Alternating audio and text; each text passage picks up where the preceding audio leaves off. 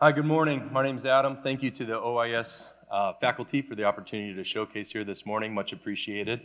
So before I begin, I want to open with a story that happened several years ago. This is before I was with this organization, and I was in the Charlotte area observing post-ops with a well-known cataract refractive surgeon, Dr. Ivan Mack, also a good friend of the OIS community here.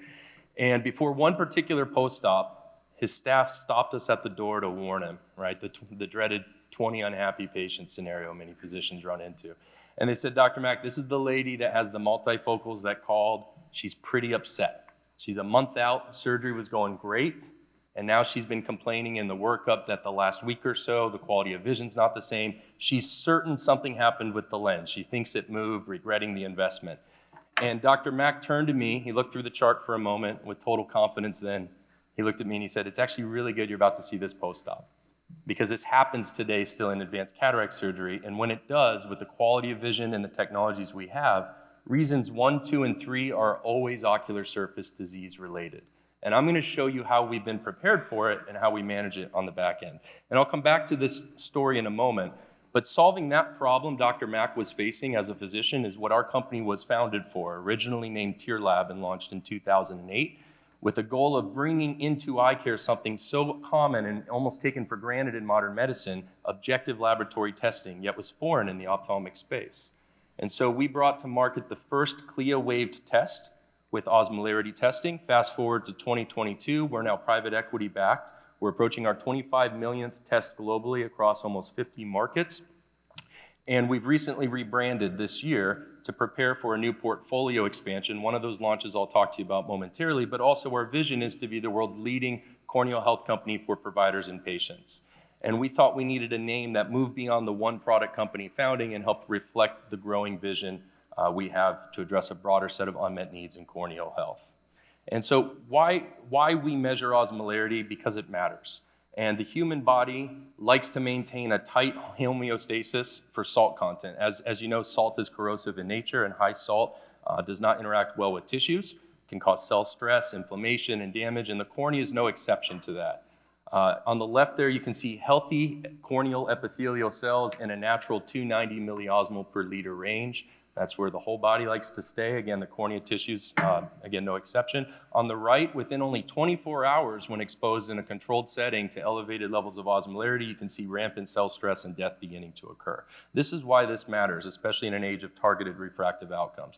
Dr. Tradler's PHACO study has shown us nearly 80% of cataract age practice patient populations will present with at least one sign of OSD, and it's not just elderly patients. In fact, in this year's JCRS title study in the April issue, one of the largest cohorts analyzed for younger refractive vision patients, we learned nearly a third of those younger patients coming in for laser vision surgery have abnormal osmolarity as well. And it matters most because it matters to vision. And when patients have elevated osmolarity, nearly 20% of the time, it can cause fluctuations in that visual outcome. The tear film is the first barrier for refractive vision as light moves back to the retina. And it can be in order of a diopter or greater. So pretty significant, especially in a world where patients are often paying $5,000, $10,000 plus for bilateral refractive procedures, whether a cataract or a LASIK setting. And this is what Dr. Mack knew he was walking into, and it was the first time I saw it. Again, I wasn't even with this company, and I was amazed by this. When he was flipping through the charts, he saw lab tests, he saw objective data, and he went in with confidence. And the conversation he had with that patient was, ma'am, good news, your surgery's fine. The lens is exactly where I want it to be. You're healing well. But, and then he used these magic words, but we need to talk about your lab results.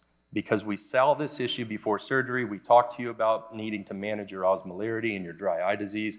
We got you fine-tuned before the operating room, but I see it spiking again. And he asked her, are you staying on top of your therapy? And the patient said, no, I thought I could stop the drops once I got to surgery. So what started with an upset 20 unhappy patient, ready to blame a surgeon, ready to blame the IOL or the investment, actually turned into an empowered patient, reminded that they have a role to play in preserving and managing the health to protect the investment in their vision. And recently, the ASCRS Cornea Committee actually updated their algorithm to include osmolarity as an essential test in the preoperative workup for those reasons. We're all aware, I think in this room certainly, of the growing demand and opportunity in the premium cataract refractive space. Premium cataract procedures expected to be done in over 5 million cases globally this year, creating enormous value not only for the patient quality of life, but for industry, incremental value, and for the providers as well. Our company was not founded on this segment, but it's where we're heavily focused now because of the demand and the reasons I've shared with you this morning. And this is now the fastest growing segment. Over 90% of all osmolarity adoption taking place in the US right now is taking place in busy cataract refractive practices. That's where the patient demand and volume opportunity is highest.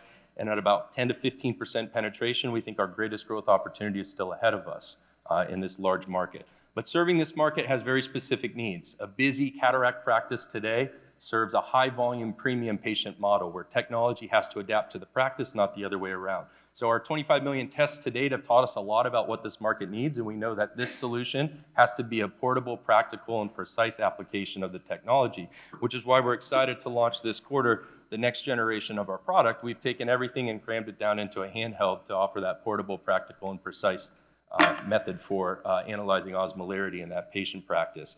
The secret sauce behind this is actually pretty simple. Laboratory medicine, no different than any primary care setting you may have lab tests done. You need a mechanism of consistent, reliable specimen collection, and then you need a means of analyzing that specimen, usually a lab or a base unit. We've now integrated that into a single elegant portable device, allowing you to do that in the palm of your hand. The techs can carry it around. It fits into any practice model, and it's built on a proven industry leading coefficient of variation. We have less than 1.5% CV by comparison, because we are not a lot of laboratory testing to look at in eye care. Commonly used tests like blood glucose and cholesterol are several times higher than that. So we feel really good about the accuracy, and now we have the platform and the portability to deliver the need. Now, HIPAA concerns can be put aside. I'm going to share a video here. This is our office manager at Trukera, Lorinda. She's given me written consent to share this. I'd love to meet you, come by, we'll show you the device, but I do want to show you, when we say rapid testing, we don't mean the COVID definition of 15 to 20 minutes, we mean 10 to 15 seconds. So this is truly a rapid test. You're going to see an end-to-end procedure here. The tip goes on.